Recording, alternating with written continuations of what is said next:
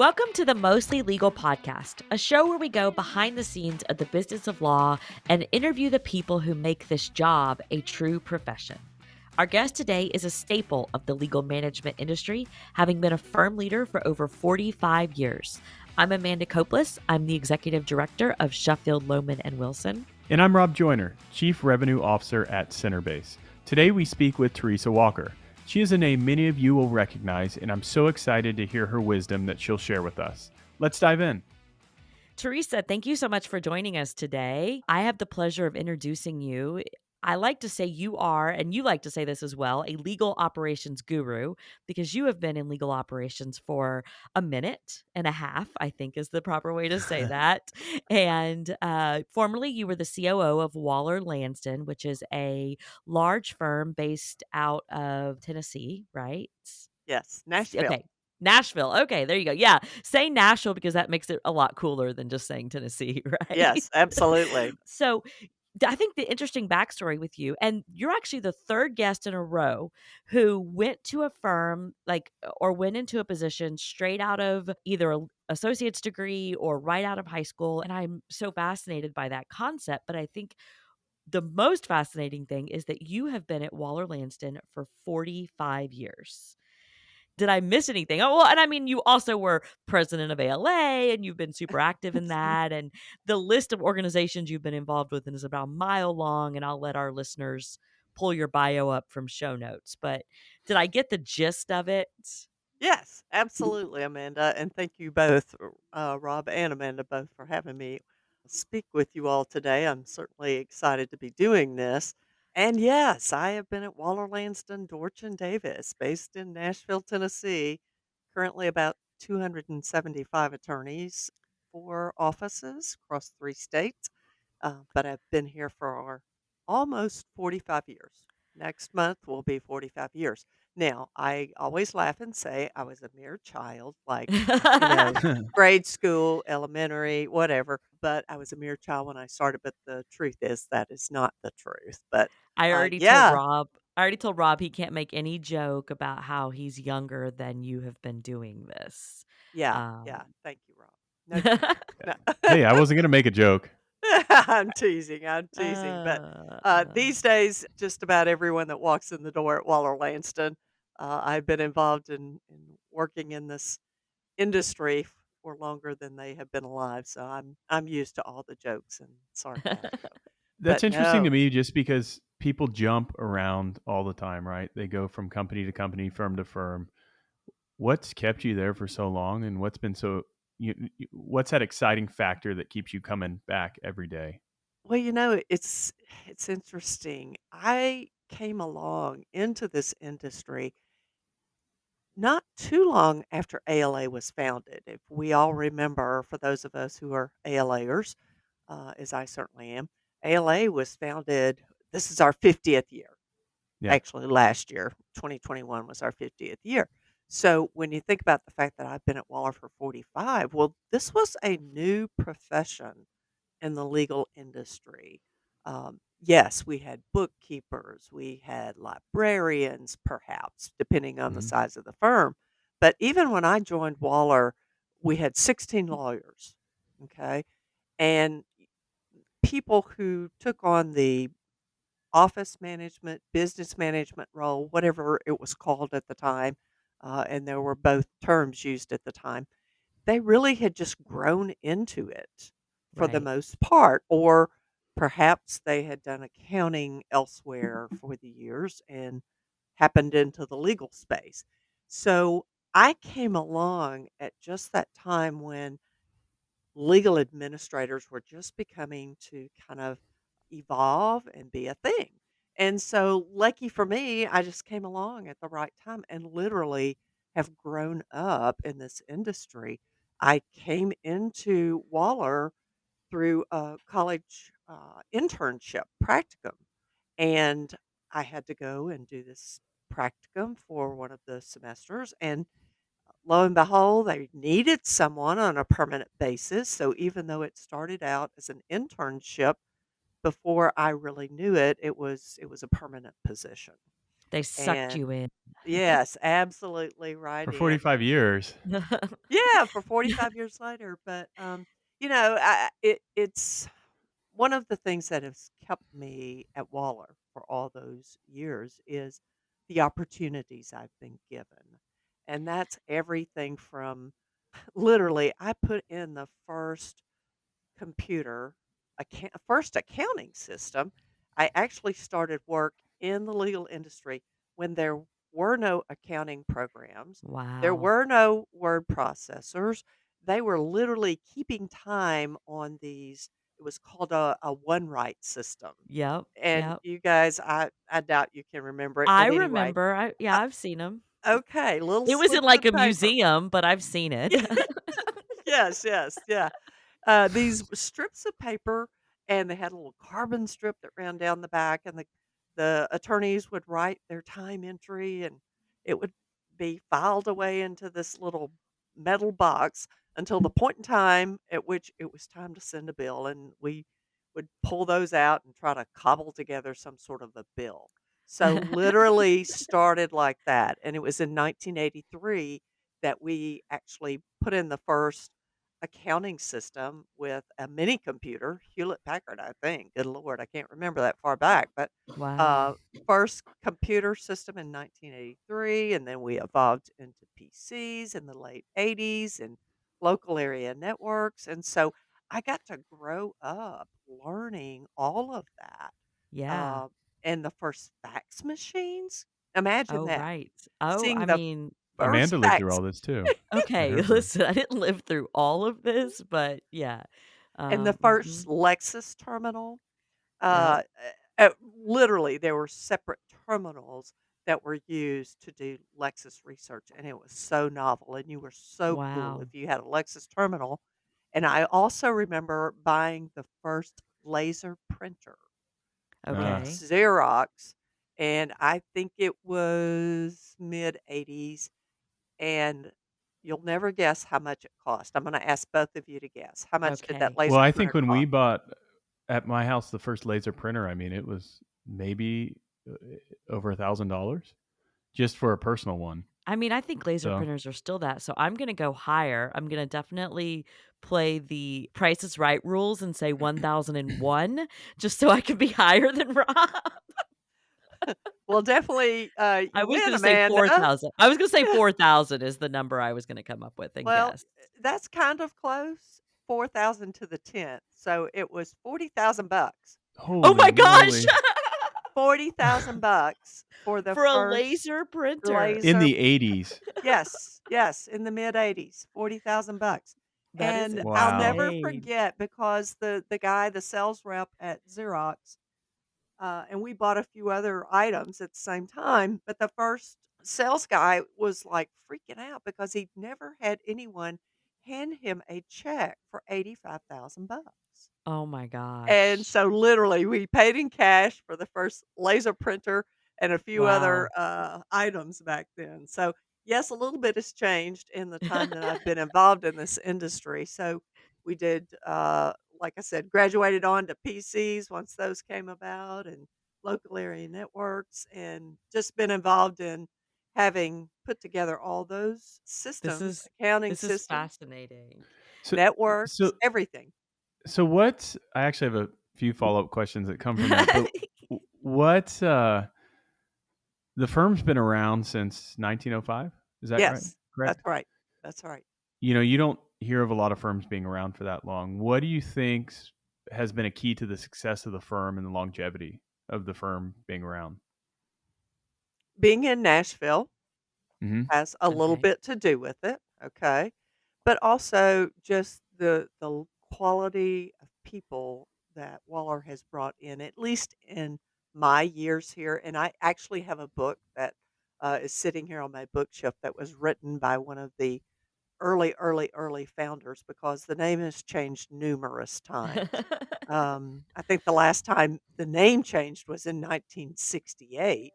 Oh, wow. But just reading that book and hearing the sorts of work that those people were doing at the time when the firm was originally put together, and of course the relationships and It was kinda like the circuit lawyers, like the circuit judges we used to Mhm. hear about, but the circuit lawyers who moved around and worked all across the country, so to speak.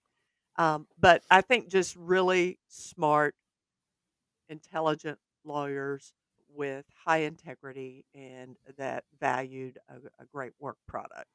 So people And and culture. yes, absolutely. Uh-huh. People and culture and Resounding theme. yes. And Nashville became a little bit of a financial center in the late 60s, early 70s, 80s. Not certainly anything like Atlanta, for instance, but we had some brokerage firms based here and had the great fortune of working very closely. And we also founded, chartered rather, the largest for-profit healthcare company in the world, which is Hospital Corporation of America in 1968. And Wow. so from that, so many things have evolved and healthcare has become a huge industry here in Nashville. So the fact that we were kind of there when that was chartered certainly has a lot to do with the fact that Waller has become a prominent player in the healthcare industry. So good quality people and a lot of it is luck, frankly, being at the right place at the right time and Right. building great relationships as so many things in life depend upon. So then kind of transitioning a little bit, I'm loving the stories, about how much things have changed and the role of in watching IT because that was a functional specialist and that was an area of specialty that you didn't have to have as a law firm administrator when you started. So Right. how have you seen the role of the administrator change over these years other than adding technology? What other changes have you seen? Well, I think this profession has grown tremendously. Like I mentioned earlier, some of the titles used when I first got involved were office manager and business Mhm. manager. And certainly those are still used in some organizations these days. But now you've got chief operating officer, you have executive directors, you have chief strategy officers, chief people officers. The number of titles is growing Right. exponentially every year. And I think it's just been great to see in the last few years how innovation Mhm. has helped. And not that we've been innovative, because I always say we move glacially slow in the legal industry, as we all know. Rob's, And like, shaking his head. He uh-huh, knows. He Yes. gets just it. Yep. He sells nothing. into it every day, I so he replace knows. software that's older than I am. You have indeed. And investment. Law firms, they invest, but they invest in people. They are Yeah. not as, for instance, who has a research and development department in the legal industry? Yet look at how many Yeah. corporate entities have research and development departments and devote a great deal of revenue annually Right. for that purpose. Law firms don't do that. As long as they've got an ink pen and a yellow pad, they're good to go, you know? I've never And thought about it like that. and Yeah. so there's no allocation of resources for looking at what's coming down the road. What does the future bring? The legal industry, as one partner here puts it, it's all about more beer now. And that's what he always says. All the partners want to get out all the money every year, and they don't leave any for research and development and investment. So that The hasn't closest they come. changed, right? No, that has not changed. In a few firms across the country, like Next Law Labs, some of the really largest of large firms are doing a bit towards research and development these days. But for the most part, the average law firm, no, they don't I allocate I anything I to still it, think it's sadly. interesting. I'm a sales and marketing guy, and when you look at marketing in a law firm, right? It's marketing for a law firm and Oh, here driving we more go. Are leads you in. gonna bag on our Not for marketing again? everybody, All not for right. everybody, but it means, hey, let's bring somebody else in with their book of business, right? Yes, And yes, they still don't invest heavily in marketing and driving things in the door. Now, there's certain practice areas that do, but overall, it's not a big area of spend for right. firms. The whole sales concept is taboo in law firms. Yeah. It's like, I'm not a salesman. Yep. Well, I've had that exact conversation with associates. You do know that you signed on for a sales role, right?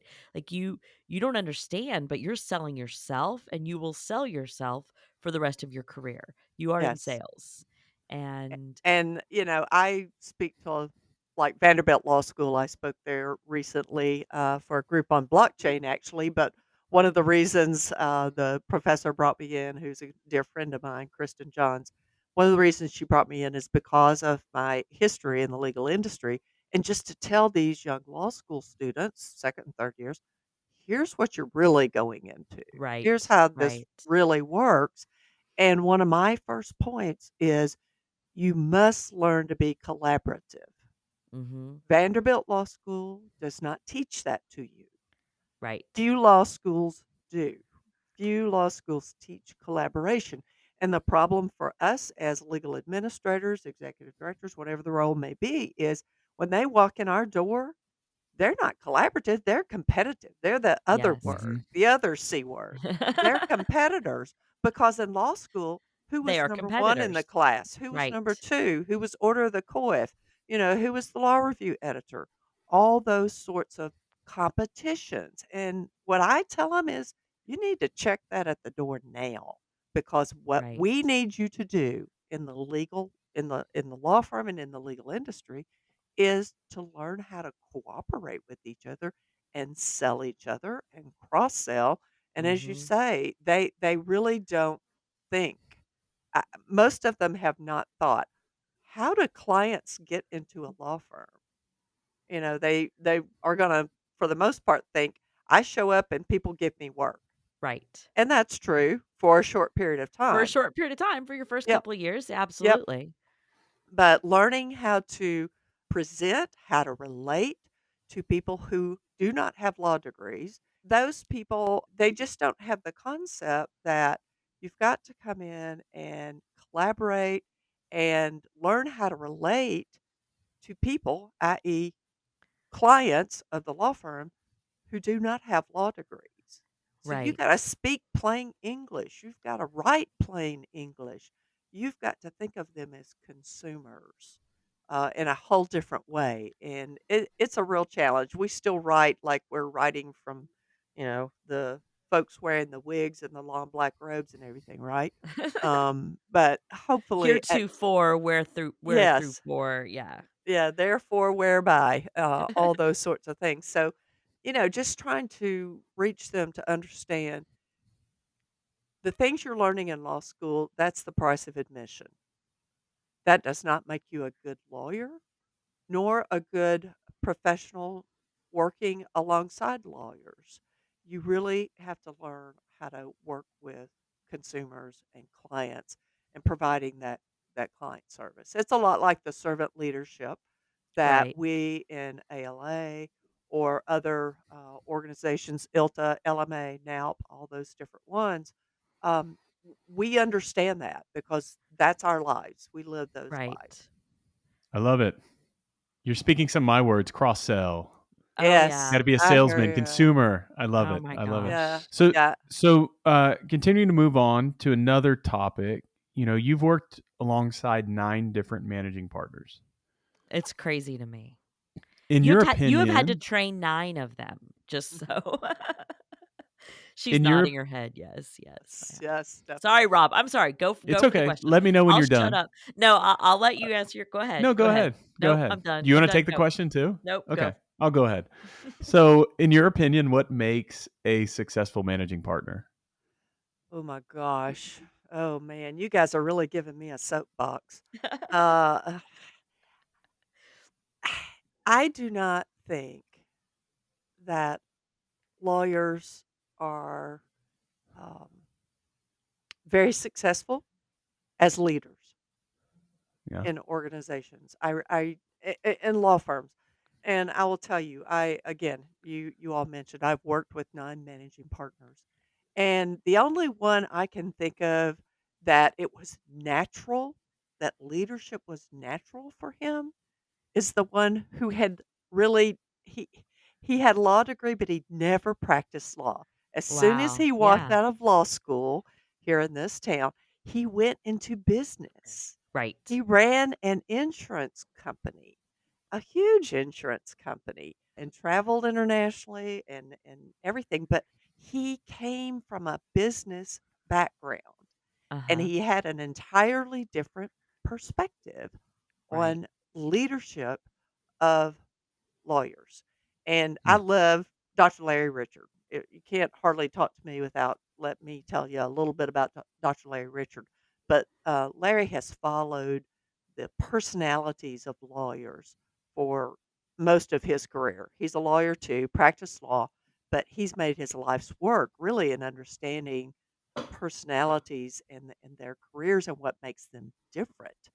And autonomy is one of those key traits that Larry speaks about, and urgency and low sociability.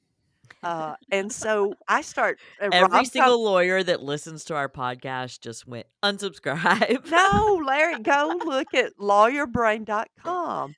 And the rest of us who are not lawyers, the light bulb went off. And if you read Larry's work, it'll definitely go off because you will relate completely to what I'm saying. And Rob, coming from the kind of marketing sales background, Larry really talks about with low sociability, high urgency, and a sense of autonomy.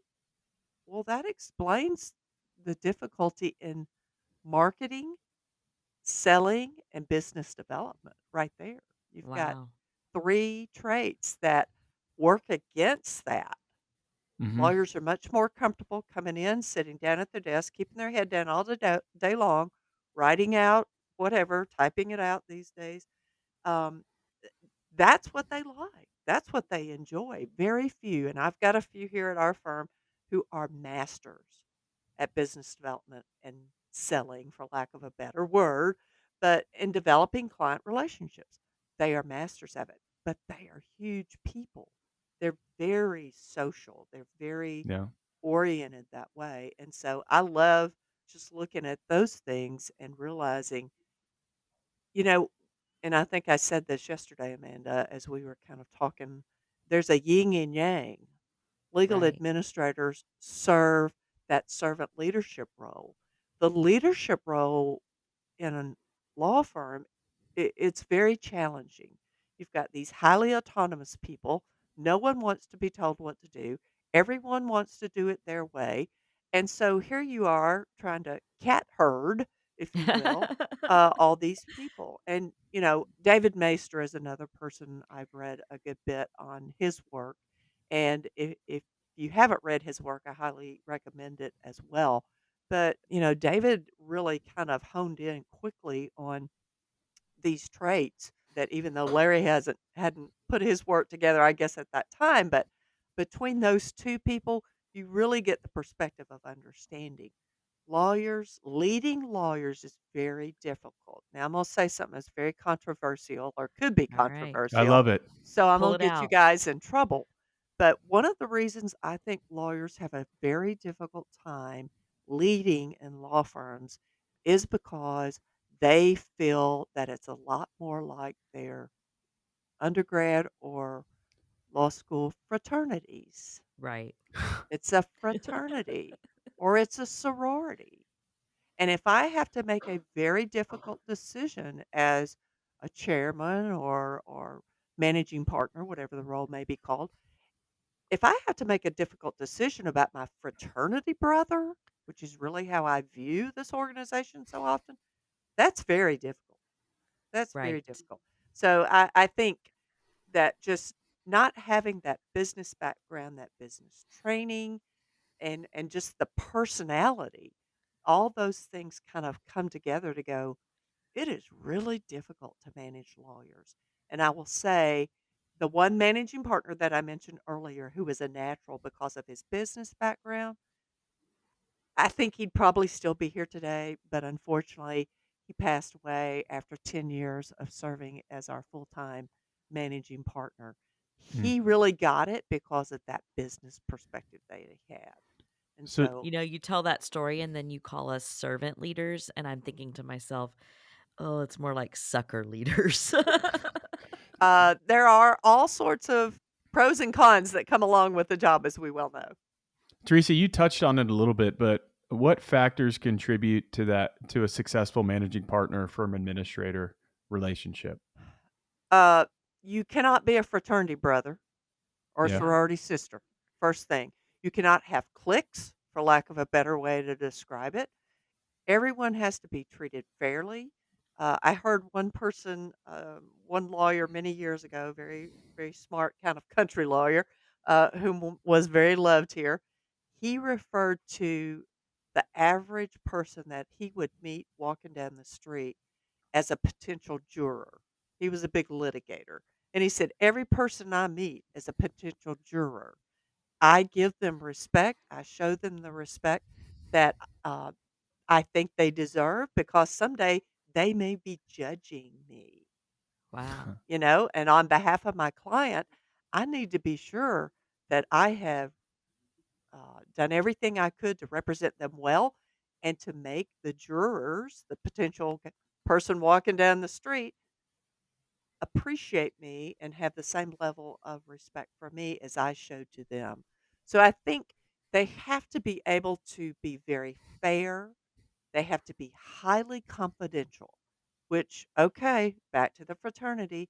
What happens in a fraternity? The first little rumor that starts, man, the whole crew knows it, right? You can't do that. You cannot do that when you're in law firm leadership because you're really dealing not only with people's careers, but so many times you're dealing with people's lives.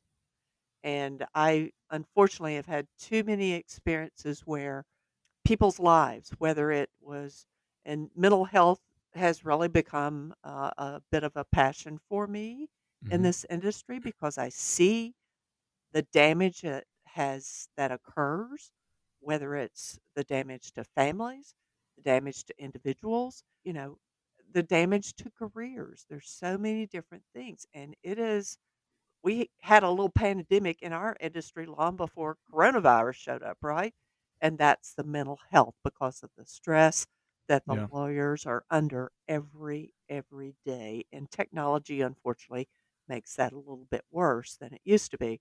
But I think as a leader, whether again it's chairman or managing partner, you really have to be very people oriented. You have to be very high in empathy, and that's another one of Larry's traits that Larry describes lawyers as typically low in empathy. He's got this figured out, folks, I tell you. But at any rate, I think they have to be very empathetic. They have to be fair. They had to be impartial. They had to not abandon their friends, but they cannot show favoritism and have cliques and that sort of thing. And then they had to be strategic. I think So you've you're left one talking. out. I'm sure I've left a bunch out. The one I think you've left out is rely on your legal administrator, your Well, firm administrator, absolutely. right? And Right? so I think they have to recognize the value of everyone in the organization. Everybody's bringing something different, not just the people who have those degrees, the law degrees, but everyone in the organization is bringing something special. And so they have to really learn how to get the most out of everyone that they're trying to lead. And that's very difficult. I get it. But it's Yeah. it's a hard job. It's a very hard job, and I will tell you, anyone who does that job for more than about 7 or 8 years, they're in it for the long term. I usually see about that 7 or 8 year mark. If Yeah. they don't rely on their legal administrator, executive director, whatever the case may be, if they don't rely on them a lot, turn loose of all the stuff that they're not that great at to begin with, and let that legal administrator run with that and take care of it and stay out of it and not micromanage it. If they don't do that, that candle of time frame for them in terms of hitting that burnout point, usually 6, 7 years, they're done. They've had it, especially if they're really making progress with the organization, because they're not going to be a lot of complaining and as we know, first time they try to implement a standard in the organization, for Oh, dear. instance, oh dear. Sally, you know, whether it's word versus word perfect. I mean, something so simple, right? But you've got people going all directions, and there's no making people happy. So, I mentioned in your intro you were president of ALA, Association of Legal Administrators. Which, side note, even though do a podcast, Rob, I have to tell you the story just real quick, and I promise I'll get back to Teresa. This weekend, my husband and I were driving in a car, and I said something about ALA, and he goes, "Oh yeah, the Association of Law Association." And I'm like, "How do you not know what ALA stands for? I talk about it all the time." And he listens every single week. So, Association of Legal Come on, Administrators. Nick. I know. Come on, Nick. You were president of that association, and you also have been a very long time member. What changes have you seen in the association over the years, good and bad? And what would you like to see going forward? What would you like your legacy to be as a past president? Oh my goodness, that's a tough one. That's It like would not three be Law questions in one. Vantage. It It would would not not be. be Law Vantage. I had to throw that out. There's an inside joke there, Rob. They tried Ooh, to change the name of the association at one point to Law Vantage, and it did not go well. Mm. yeah. Okay, And I got a lot of support, but I also got a lot of criticism back during that time, and you deal with it, right? You right. take the good and the bad, and you roll with it. But I do think, as an organization for leading education and providing resources, and a lot of that is community, of course, within our organization where sharing is the norm. I know I walk into a variety of other organizations that I've been a part in, and people can be taken back by the level of sharing and cooperation and collegiality that the ALA group just provides to everyone who's a member of it. And I think that's huge, and continue to see that grow and weather all the storms, and there have been a variety of storms, Love Vantage being one of them. But weather those storms, I think, has really just helped the organization grow. And we have to realize 50 years, sustaining an organization like that for 50 years, and its membership still pushing 9,000, I believe it is. That's a real star and some crowns of the early founders, some of whom are still around, of course, as we know. But I've seen it grow, just continue to grow, and be. I call it the university. I call it Legal Management University because Right. up until the last few years, when Denver Stern College of Law started offering, a Mhm. degree, there's not been any place to go from like a college, university, or We've talked any about training this. Yep. program. Yep. There's not been one. So ALA, especially for me, has been my university for legal management study and learning over the years. And your hope is that it will continue to do that, right? Absolutely, and just get stronger and stronger. And I think there's so many more roles coming in: Right. director of knowledge, knowledge management, the whole innovation. Uh, Mhm. those titles. Uh, There aren't, to my knowledge, currently organizations per se that wrap their arms around that, even from the financial perspective, the CFOs. There's not a legal CFO organization. I want to continue to see ALA grow to provide community and strong educational resources for all of the new titles and new roles. We've got to keep ourselves fresh. And I know April Campbell, all too well, and Mike Bumgardner, and all the other board members, all of you board members, that is definitely high on your list of things to accomplish, needless to say. It's a very long list. I was not at all prepared. They say when you volunteer to be on the board that we are a working board, and I'm putting that in air quotes. And I thought, oh, ha, ha, ha, ha, ha.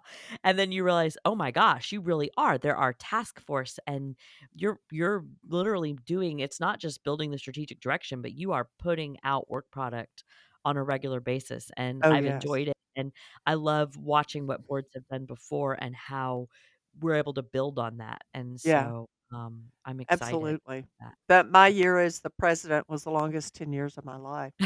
Um, something like that. But at any rate, no, all the folks who volunteer and step up to take on these roles, it's a huge obligation, but it's also a huge opportunity. I know so many people literally across the globe as a result of having served in that role. So, Teresa, I learned about the College of Law Practice Management. What is it? Oh my How do you goodness. get inducted? And then, anything else you have? I know they have a conference. Could you fill us in some on it? Yes, yes, we do, and I love this group. Um, I love ALA, and I've been involved in that forever, but the college I'm a lot newer to. Uh, 2014, 15 is when I was inducted, and out of the blue one day, I got a call from Tom Clay of Altman Weil, and if you don't know Tom, he's been one of the leading law firm management consultants, over the last 30 years probably. Got a call from Tom Clay out of the blue, and he said, and we had worked with Tom at my firm, so we definitely were on good terms with each other. And he called and said, "Just want to let you know that today you've been inducted to the College of Law Practice Management." And I was like, "Okay, Tom, that's great. What is that?" Appreciate You that. know, What did I just yeah, sign up for? exactly. And I just had just a little inkling of what I had heard about it, just a little bit. But man, once I have gotten engaged with that group, it is tremendous. It is a group of people from across the legal industry. It may be a judge, it may be a lawyer, it may be an executive director, chief operating officer, it may be a corporate legal operations uh, guru. My good friend Connie Britton, Yep. one of the key folks in that group. And so it is people from all walks of legal management. Liam Brown with Elevate, who was one of the largest and early ALSAPs or alternative business structures out of the gate. It's people from every walk of life that touch the legal industry. And it's people who have been involved in seeing the legal industry mature and have contributed beyond just their day-to-day work in the organizations that they work for or perhaps they founded. There are a lot of legal marketing individuals in the group, people from all different walks of life. Some technologists, definitely entrepreneurs of all sorts who are bringing legal software, you name it. But it's people who have sustained their contribution to the legal industry above that of just their normal day job, if you will. So And it's that little extra, right? That little extra of contribution I think or it's a that lot passion. extra? It's that passion. The Okay. passion for the industry and seeing it be bigger and better and greater than what it is today. And that's why the Futures Conference or the college conference is called the Futures Conference. And it's the College of Law Practice Management. It started out years ago as a little subgroup with the ABA. And then eventually, I think, kind of splintered off from there.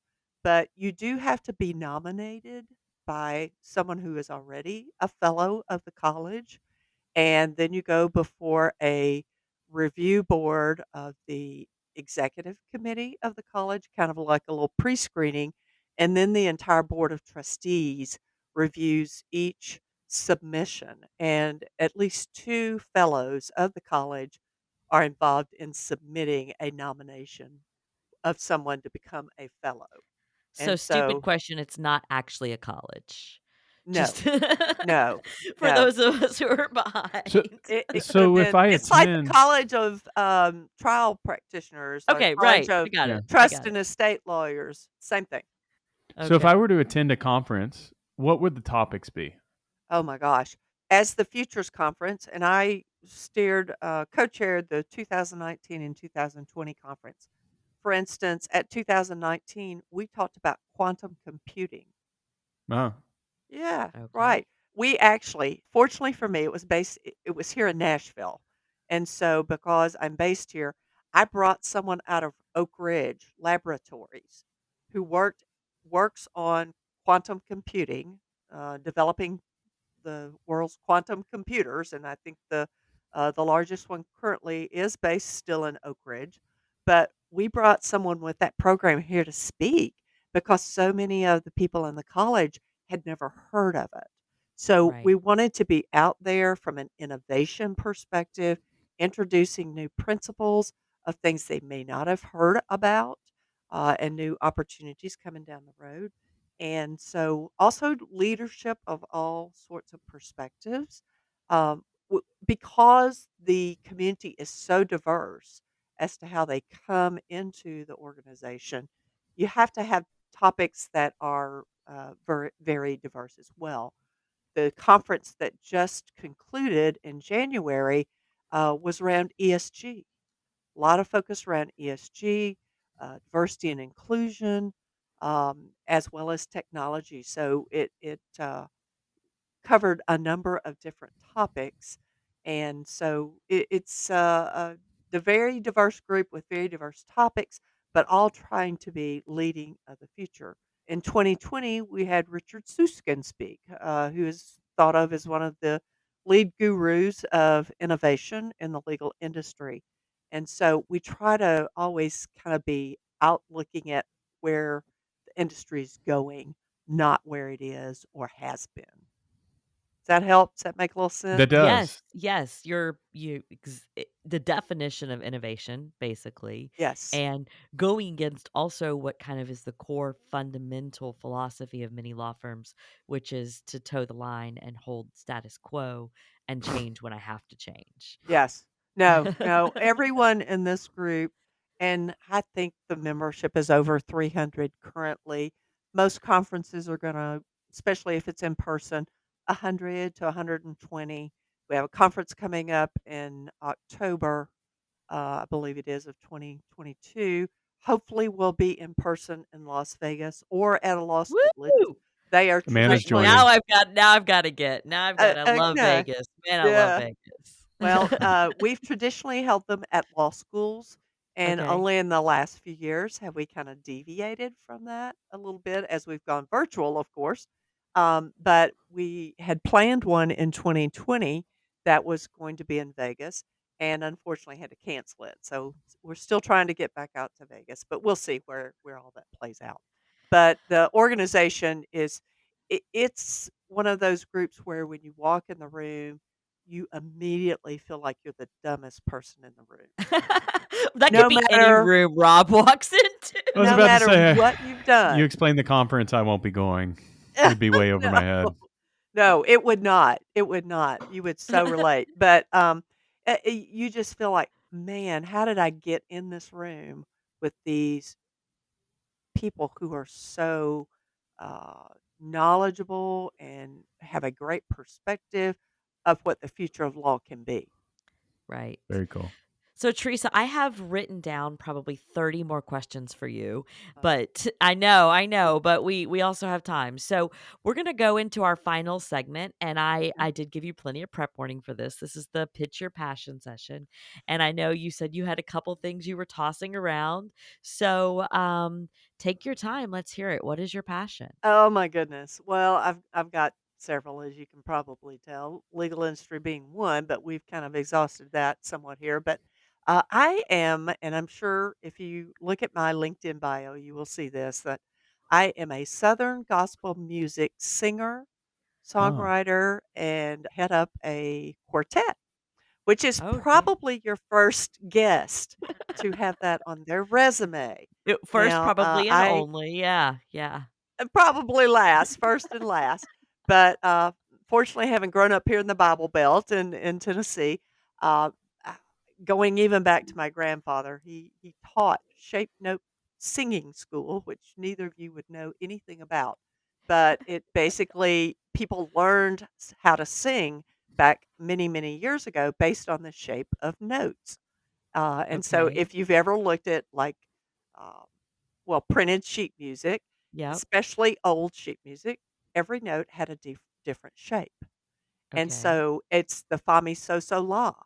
Yeah. Do re mi fa sol la ti do. oh, I I haven't watched No. heard that that in movie. I so love long. that movie. Yeah, Love yep, that movie. yep. But it really so you would look at the shape of the note and that's the sound that you would make.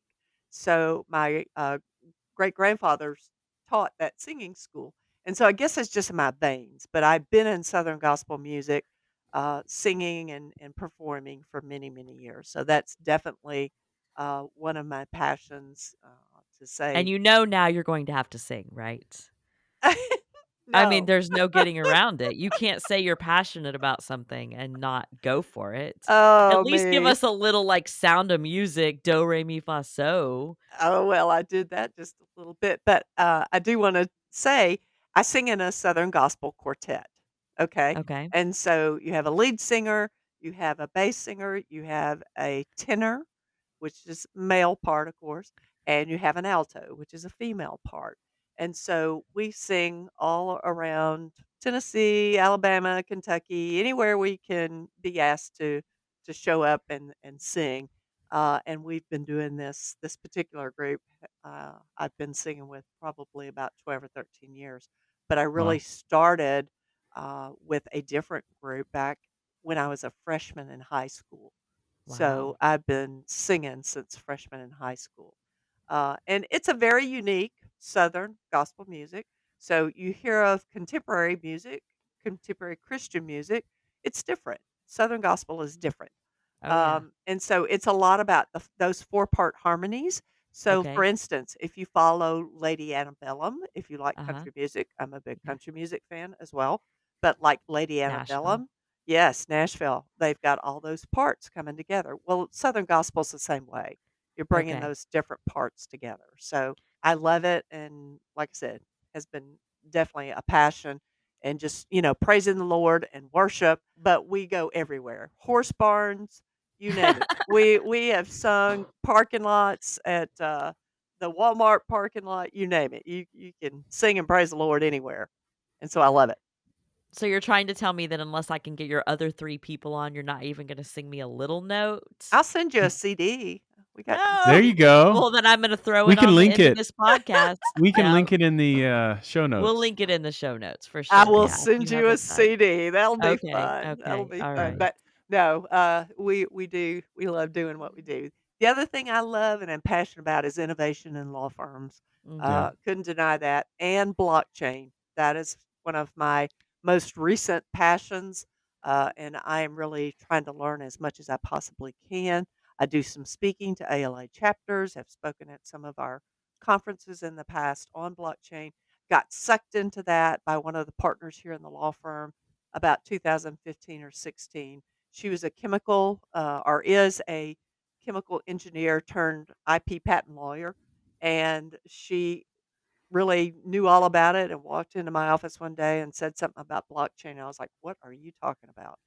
And so from there, learned a lot from her. So Well, I don't know if that covers enough. That is And those are family and kids and and well, I mean, baseball and all that stuff. talking about having 2 passions that are so far apart from each other and that create that, like, far, far left brain and far, far right brain, make you definitely a more well-rounded person than yeah. I am because I've Rob is very creative. I have no creative skills and cannot sing, so, Aw, I love I it. I admire that. Well, Thank you. Teresa, thank you so much for joining us today. It's been a lot of fun. Well, I hope Indeed. your listeners decide to come to Nashville because it is an amazing city and there's so many things going on here. But yes, we would love to have you here and look me up if you do. We had an ALA annual conference that's gonna be there in a couple of years, Yes, so I'm ready. absolutely. I This will love be our Nashville. third annual conference here over the years. So Yep.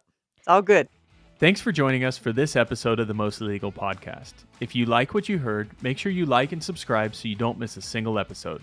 You can also check us out online on mostlylegalpodcast.com, where you can sign up for our email list, get weekly recaps, and get some of your very own Mostly Legal swag.